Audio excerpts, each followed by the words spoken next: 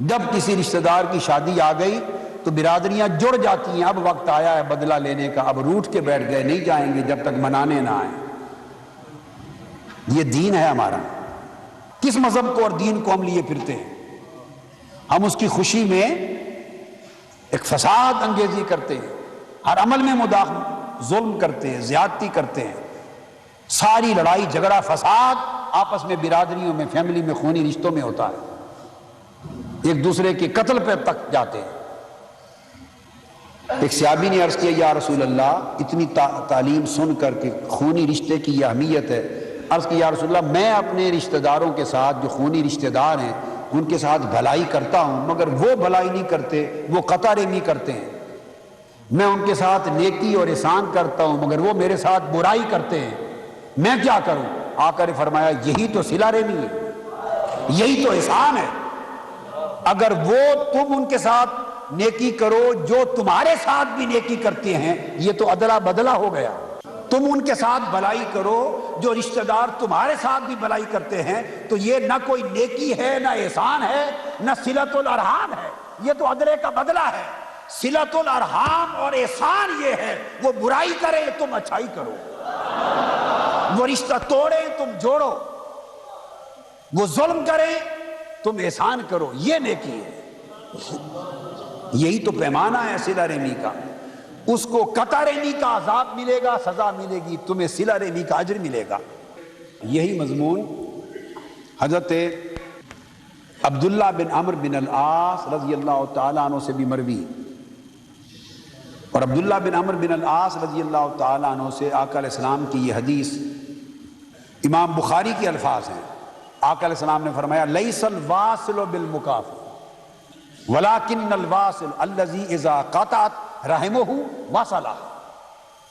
آقا علیہ السلام نے فرمایا جو بدلہ اتارے اور معاملہ برابر رکھے وہ واصل نہیں ہے،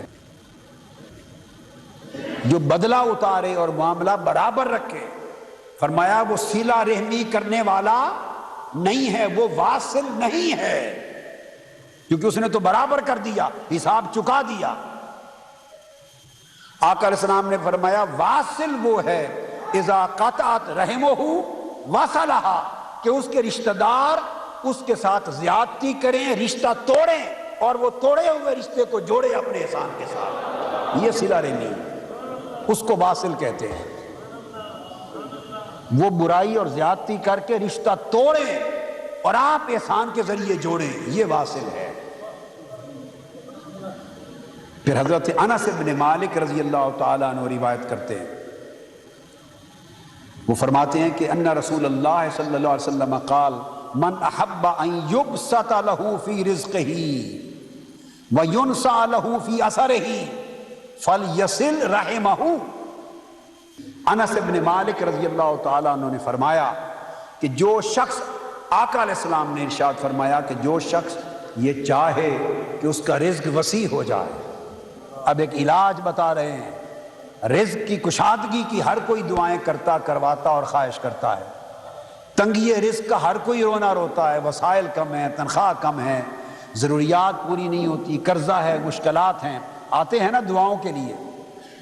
اب آج سے ان دعاؤں کے لیے آنے سے بے نیاز کر رہا ہوں، وظیفہ پوچھنے آتے ہیں نا آپ میرے پاس، بولیے، اب بے نیاز کر رہا ہوں کہ میرے پاس اب وظیفہ پوچھنے یا کسی اور کے پاس جا کر وظیفہ اس کام کے لیے پوچھنے کی حاجت نہ رہی، وہ وظیفہ سنا رہا ہوں جو تاجدار کائنات نے عطا کر دیا، اس سے بڑا وظیفہ کیا ہے؟ اس سے بڑا وظیفہ کیا لیتے ہو؟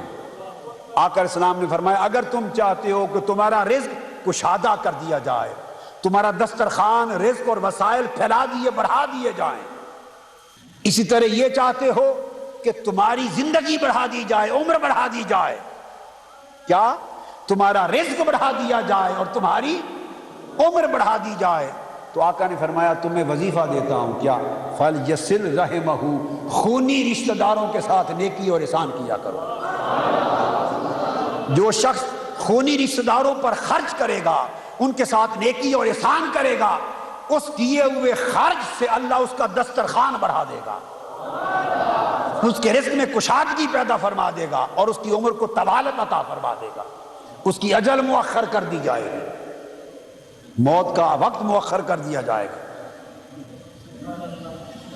یعنی یونسا لہ فی عسرہ کا معنی اس کی عمر بڑھا دی جائے گی اور موت کا وقت مؤخر کر دیا جائے گا، یعنی یہ تقدیر بدل دینے والا عمل ہے کہ موت کا وقت مؤخر کر دیا جائے گا۔ عمر بڑھانے کا معنی کیا ہے کہ تقدیر میں اس کی عمر تھوڑی تھی، اگر شروع سے لکھی ہی اتنی گئی تھی تو بڑی کیسے، بڑھائی کیسے گئی؟ آپ میری بات سمجھیں، اگر شروع میں تقدیر میں لکھی ہی اتنی تھی اور اس نے وہ پالی تو یہ بڑھانا تو نہ ہوا۔ جو آقا علیہ السلام نے فرمایا کہ اس کی عمر بڑھا دی جائے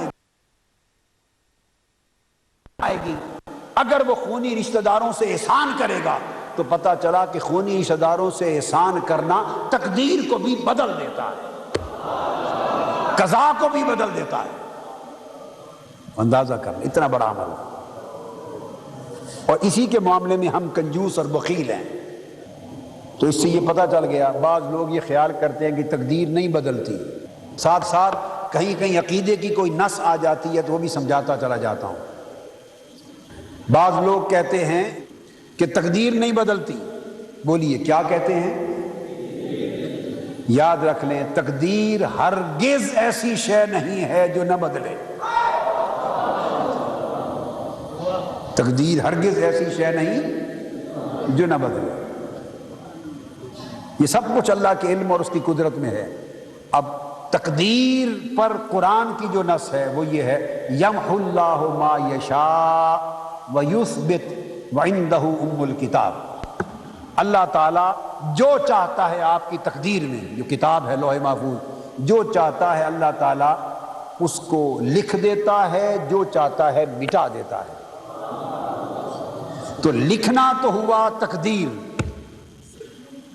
یثبت لکھنا تو ہوا کہ اس کے قلم نے لوح محفوظ پہ تقدیر لکھ دی، قسمت لکھ دی۔ وَيَمْحُ اللَّهُ مَا يَشَاءُ، اور جو چاہتا ہے مٹا دیتا۔ لکھنے سے تو تقدیر بنی، مٹانا کیا ہوا؟ اللہ مٹا دیتا ہے، کیا ہوا مٹانا؟ وہ تقدیر کو بدل دینا ہے۔ تو اللہ رب العزت نے خود بیان فرمایا کہ میں صرف تقدیر کو مقرر کرنے والا ہی نہیں ہوں بلکہ تقدیر کو مٹانے بدلنے والا بھی ہوں۔ تو تقدیر بدلنا بھی رب کی سنت ہے، جیسے تقدیر مقرر کرنا رب کی سنت ہے۔ اب سوال پیدا ہوا کہ مقرر تو اللہ نے کر دی، وہ تو قلم نے لکھ دیا، فَكَتَبَ مَا كَانَ وَمَا يَكُونُ، تقدیر تو لکھ دی گئی، وہ تو لکھ دی اللہ نے۔